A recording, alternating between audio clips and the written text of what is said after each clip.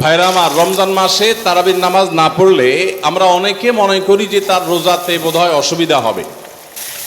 এটা সম্পূর্ণ ভুল ধারণা। তারাবি একটা ইবাদত, রমজানের রোজাটা আরেকটা ইবাদত। যেহেতু তারাবি না পড়লেও রমজানের রোজা হয়ে যায়, তাহলে তারাবি পড়ার কি আর দরকার আছে? কেন? রোজা তো হয়ে যাবে। আলাদা ইবাদত।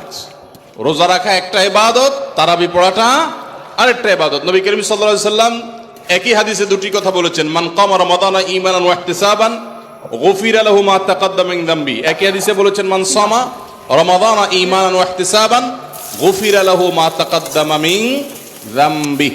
যে ব্যক্তি ঈমান এবং ইখলাসের সাথে রমজানের রোজা রাখবে, আল্লাহ তার পূর্বের গুনাহ মাফ করবেন। যে তারাবি পড়বে তারও পূর্বের গুনাহ মাফ করবেন ইনশাআল্লাহ। এই জন্য ভাইরা, তারাবির নামাজ